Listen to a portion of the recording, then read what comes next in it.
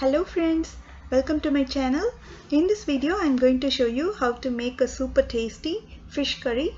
For this fish curry we are going to prepare a fresh masala and we are going to use that masala to make that fish curry, which makes it even more flavorful and aromatic. Come on, let's get started. Heat a kadai and add half teaspoon of oil. When the oil is hot, add 5 dried red chillies. You can adjust the red chillies according to your spice level. To this add 1 tablespoon of coriander seeds, half teaspoon of peppercorns and half teaspoon of cumin seeds and half teaspoon of fennel seeds. Keep the heat at medium and fry them till you get a nice aroma. Keep stirring it continuously so that it gets fried evenly. When it is half done, I am going to add 20 numbers of shallots.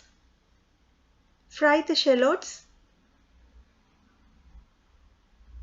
Keep mixing it so that the shallots and all the masalas get fried evenly, and then I'm going to add 2 tablespoons of grated coconut. After adding coconut, you can turn off the heat and mix it well and allow it to cool down completely, and then you can grind it to a little coarse paste and have it ready.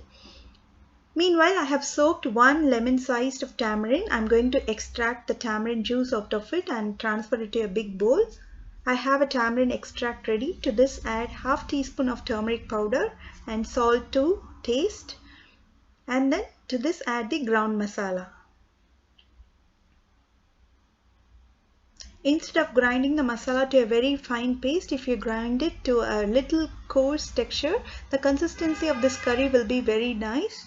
After adding it, mix it well, and then I'm going to add 1 teaspoon of kashmiri chilli powder. This is completely optional. Adding this gives a very nice color to the curry.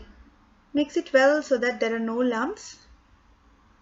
It's been mixed well. Have it aside and heat a kadai and add 1.5 tablespoon of oil. When the oil is hot, add half teaspoon of fenugreek seeds and half teaspoon of mustard seeds. Allow it to splutter. Add little curry leaves and then add chopped shallots. I have taken 10 shallots.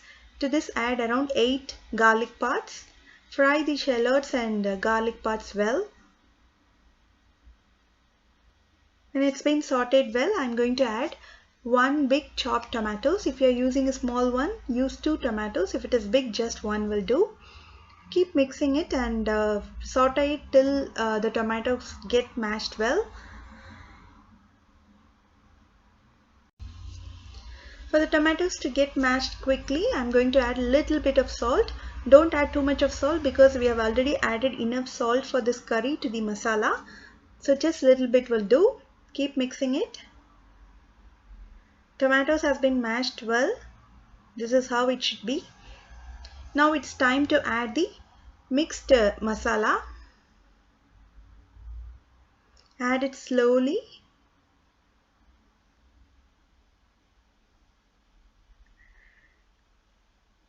Now give it a good mix and allow it to boil at least for 5 minutes so that the raw smell completely goes off and the consistency gets even more thicker.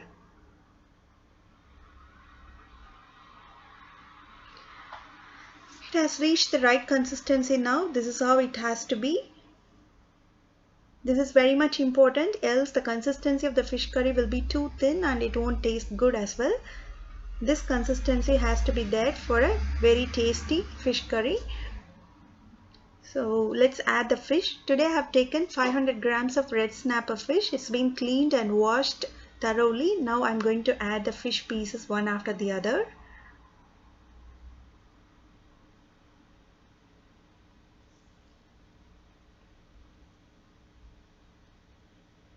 After adding all the fish pieces, don't stir it continuously. Just make sure that the fish get immersed in the curry. That's enough. Reduce the heat to medium and allow it to cook for at least 5 to 7 minutes based on the type of fish that you're using. It's been 5 minutes now and it's all cooked well. Finally add little chopped curry leaves and then 1 teaspoon of sesame oil. It gives a very nice flavor to the curry.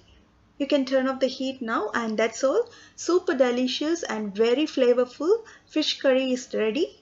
You can serve it along with rice, idlis or dosas. Do try this recipe at home and post your comments. If you like this video and if you wish to watch more such interesting recipes, do subscribe to this channel. Thanks for watching.